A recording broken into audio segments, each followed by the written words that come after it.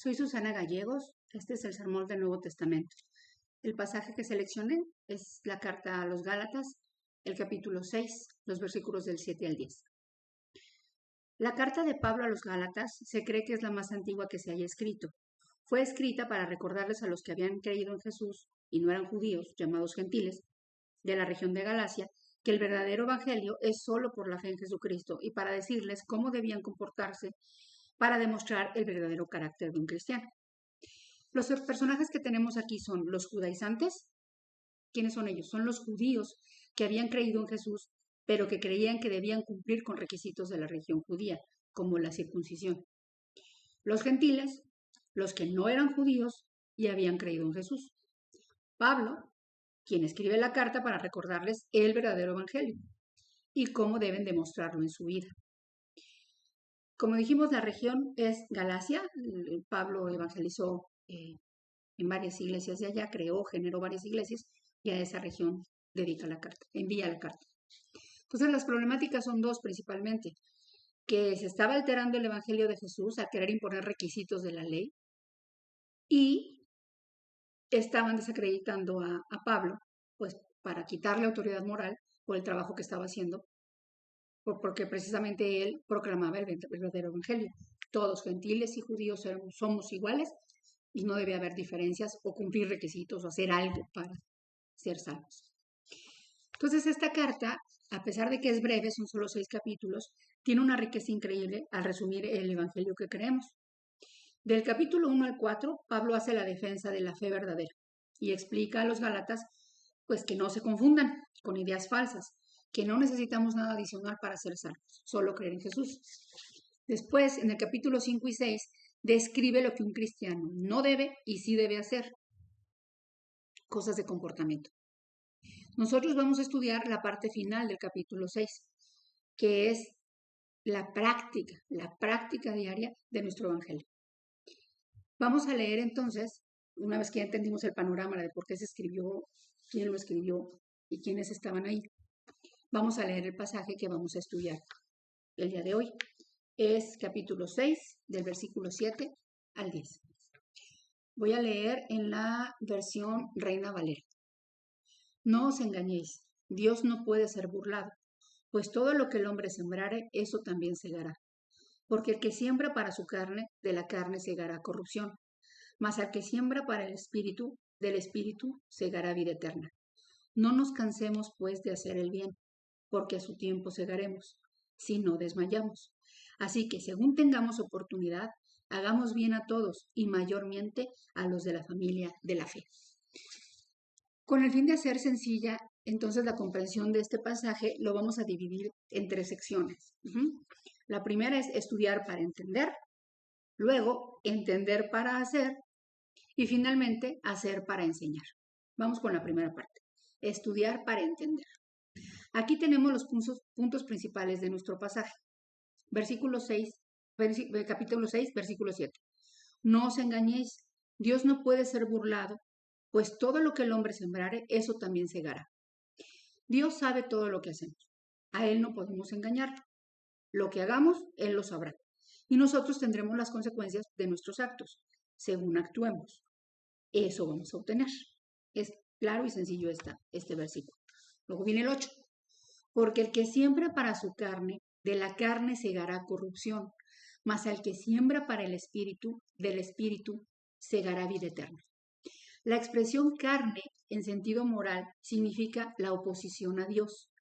Carne designa a aquel que quiere obrar su salvación solo, por sí mismo, sin Dios, que no lo necesita. Aunque hable mucho de él, no lo necesita, que pone su esperanza en ventajas terrenas. Pablo describe la carne como un poder personal con sentimiento y actividad propios, contrarios al Espíritu de Dios. Actúa arbitrariamente según sus propios instintos. Los cristianos son aquellos que andan no según la carne, sino según el Espíritu. Andar según la carne es opuesto a vivir según el Espíritu, según el Señor, según el amor de Dios. Los elementos de este mundo son contrarios, es decir, claramente designan una actitud contraria a Dios. La palabra corrupción, que también leímos, debe entenderse como algo que se deteriora. Si tus obras son cosas que se deterioran, que no hacen bien, que no son espirituales, eso no agrada a Dios. Hay que recordar, en el capítulo 5, antes del que estamos estudiando, del 19 al 21, Pablo detalla muy bien los ejemplos de estas acciones para los que no son cristianos. Vamos a recordar. Y manifiestas son las obras de la carne. Ya vimos lo que significaba carne.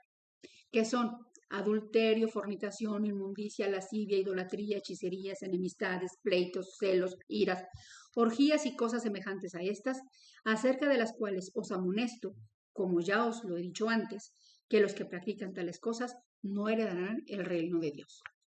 Cabe hacer una aclaración. Esto que acabamos de leer se refiere a conductas de las personas que no tienen a Dios en sus vidas. Sin embargo, no significa que los cristianos no cometamos errores. La diferencia está en que los cristianos somos salvos y al estar en un proceso de transformación caemos menos en las cuestiones de la carne. Es conveniente añadir además que esta explicación que acabamos de dar tiene relación también con la parte material. Designar recursos económicos a cosas carnales que se deterioran, que no son del espíritu, que no contribuyen a las cosas de Dios, no es sabio. No deberíamos entonces destinar esos recursos a cosas que no son espirituales. Hay que hacerlos, pero para las que benefician, las que ayudan. Debemos ser inteligentes entonces en cómo asignamos nuestros recursos y capacidades y no en cosas terrenales, mundanas o carnales, sino en las cosas del espíritu descritas en Gálatas, que ahorita lo vamos a leer, del 22 al 25. Entonces es claro, esto de carnal es opuesto a Dios. Y entonces siempre que estemos nosotros en nuestro diario vivir, aprender a discernir eso, las cosas que agradan a Dios y las que no lo hacen. ¿Cuáles son las cosas que agradan a Dios? Gálatas 5, 22 al 25. Mas el fruto del Espíritu es amor, gozo, paz, paciencia, benignidad, bondad, fe, mansedumbre, templanza. Contra tales cosas no hay ley, pero los que son de Cristo han crucificado la carne con sus pasiones y deseos. Si vivimos por el Espíritu, andemos también por el Espíritu. Entonces, ya estamos en la primera sección de estudiar para entender. Ya estudiamos el pasaje, ya entendimos qué quiere decir con estas palabras de corrupción y carne para discernirlo bien. Ahora que ya lo entendimos, ¿qué vamos a hacer? Eso viene en el versículo 9. No nos cansemos, pues, de hacer el bien, porque a su tiempo segaremos si no desmayamos. Aquí tenemos la exhortación clara por parte de Pablo, ya que entendimos lo que no debemos hacer y lo que sí debemos hacer, entonces entramos a la parte práctica. La expresión no nos cansemos de hacer el bien significa que esto debe ser en forma constante, todo el tiempo, no de vez en cuando. No agotarnos nunca, no cansarnos de hacer el bien. No esperar una recompensa terrenal, no hacer el bien nomás por querer recibir algo, sino para agradar a Dios, no a nosotros. Así que debemos hacerlo con gozo y ininterrumpidamente, en forma constante, siempre, siempre, siempre. Y en la parte número 10, en el versículo 10, también corrobora esto. Dice, así que según tengamos oportunidad, hagamos bien a todos, mayormente a los de la familia de la fe. Los cristianos debemos hacer el bien siempre que tengamos la oportunidad. Una oportunidad es cuando el tiempo es correcto para algo. En nuestra vida, mientras tengamos oportunidad, hagamos el bien, es decir, todo el tiempo. El hacer el bien envuelve las buenas obras que pueden ser de ayuda económica o cualquier labor social que involucre lo bueno. El hacer el bien no es para una gratificación personal, sino para servir a la humanidad, a todos, pero especialmente a los cristianos, a la familia de la fe. Pablo menciona la comunidad cristiana como la familia de la fe. La familia tiene la idea de hermanos y hermanas en la fe que comparten el mismo nacimiento espiritual. La responsabilidad de hacer el bien cae aún más en aquellos de la familia de Dios. Posiblemente Pablo tenía en mente el apoyo material para los hermanos cristianos en Jerusalén.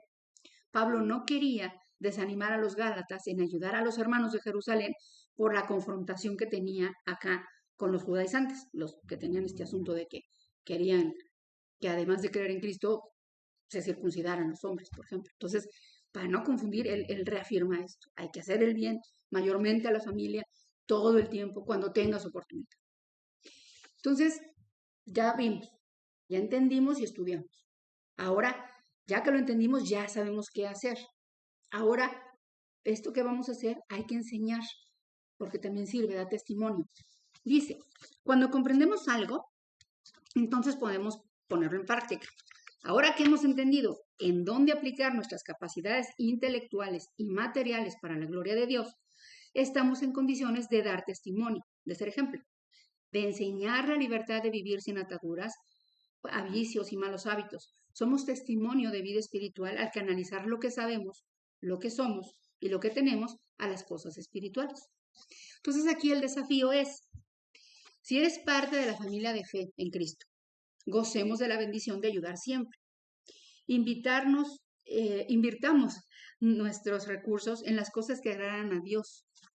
En todo momento, en tu casa, en el trabajo, en la calle, con la familia, en donde quiera que estés, sé un agente de cambio. Si aún no eres parte de la familia, te invito a que aceptes a Jesús como tu Salvador y empieces a disfrutar de las bendiciones de ser su hijo. Recordé un refrán que puede resumir lo que acabamos de estudiar. Haz el bien sin mirar a quién, para así dar gloria a Dios, quien está con nosotros siempre, y darás testimonio a propios y extraños, alcanzando a más personas para el reino. Que Dios los bendiga.